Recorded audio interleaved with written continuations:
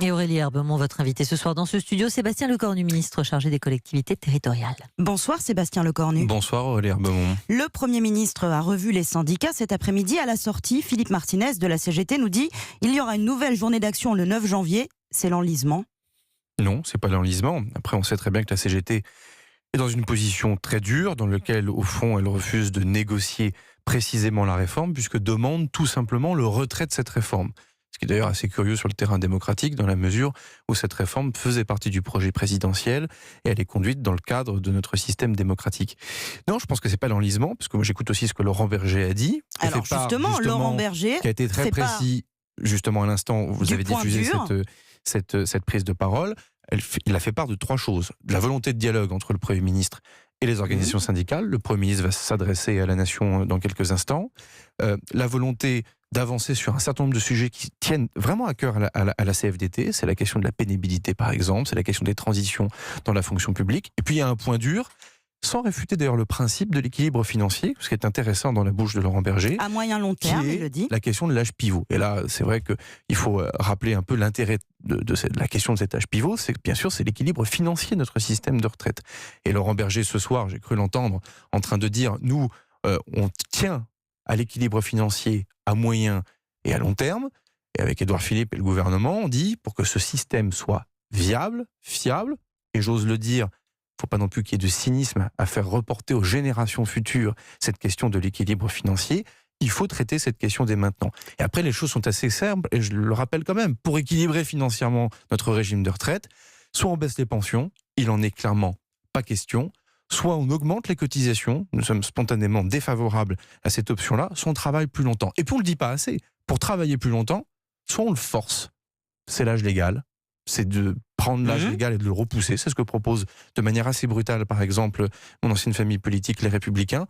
Soit on imagine un système de bonus-malus, de retraite à taux plein, avec cet âge pivot à 64 ans, qui, je vous le rappelle, en plus a un mérite pour la décote, pour celles et ceux qui partent aujourd'hui à 67 ans, principalement d'ailleurs des personnes en carrière hachée ou des femmes. Mais cet âge pivot, la CFDT n'en veut pas. Pourtant, hier midi, l'Élysée faisait savoir qu'Emmanuel Macron était disposé à des améliorations sur l'âge d'équilibre. Et le Premier ministre, il n'en fait rien ? Non. Déjà, il y a eu effectivement un off de l'Élysée qui expliquait que tout ça était en négociation et négociable. C'est ce qu'a dit le Premier ministre lors de son discours au Conseil économique et social. L'âge pivot, c'est la mesure auquel nous croyons le plus pour équilibrer financièrement le système. C'est intéressant de voir que, mais bien sûr, évidemment, là, je vois bien aussi le petit jeu politique du moment qui consisterait à penser qu'il puisse y avoir un problème entre la majorité d'une part, le Premier ministre d'autre part et le président de la République enfin. Non, je veux dire, tout ça est clairement arrêté et les choses et la ligne est tenue. Après, oui, il y a une négociation à avoir. Et je veux vous dire une chose, il faut le dire à nos concitoyens qui nous écoutent ce soir, autant que je souhaite qu'il y ait une trêve, non pas des discussions d'ailleurs. Laurent Berger a dit on se reverra début janvier. Moi, je reste persuadé que mes collègues du gouvernement et le Premier ministre sont disponibles. Les réunions le jour de Noël, peut-être pas. Non, mais s'il faut, à mon avis, travailler et dialoguer entre Noël et le jour de l'an, il faudra le faire. Je souhaite une trêve sur la grève des transports. C'est un souhait que je formule, un vœu, un droit de grève. Je ne suis pas là pour rendre les choses encore plus rigides ou autoritaires qu'elles ne sont. Mais enfin, en tout cas, je forme ce vœu-là. Mais effectivement, il faudra continuer de discuter sur cette question de l'équilibre financier début janvier. C'est absolument indispensable. Alors, cet âge pivot, les réformistes sont contre, mais on voit aussi dans l'opinion que 61% des Français, il y a un sondage aujourd'hui qui dit que 61% des Français sont contre. Qu'est-ce que vous êtes allé faire dans cette galère ? Moi, je refuse de commenter les sondages sur ces aspects des choses, qu'on voit bien qu'en fonction des instituts, les choses sont très différentes. Il y a aussi beaucoup de sondages qui montrent que les Français sont très inquiets de ne pas avoir de retraite, singulièrement d'ailleurs les jeunes générations ou les catégories les plus populaires. Et la sauvegarde du système par répartition nécessite quelques mesures courageuses. Et donc la question de l'équilibre financier, il serait très sympathique mais lâche, voire cynique, que de repousser cette question d'un revers de main et de le laisser aux générations futures. Une bonne fois pour toutes, faisons cette réforme profonde de notre système de retraite pour ne pas avoir à y revenir indéfiniment. Alors, en attendant, les Français galèrent pour se déplacer, pour prendre le train, pour prendre le métro. Depuis quelques jours, il y a un nouveau mode d'action qui est les coupures d'électricité. Mais qui n'est pas légal. Les Français vont finir par vous en vouloir, peut-être, de tous ces désagréments. Je pense qu'il faut qu'on fasse attention à ce que l'on dit dans notre état de droit. La grève, comme d'ailleurs la manifestation, sont des droits importants et reconnus. Ce sont des libertés fondamentales et je me battrai jusqu'au bout pour que ces droits puissent exister. Bon, couper l'électricité de manière sauvage, c'est non seulement pas la grève, et en plus c'est même le contraire du service public. Et ça me fait un peu mal au cœur.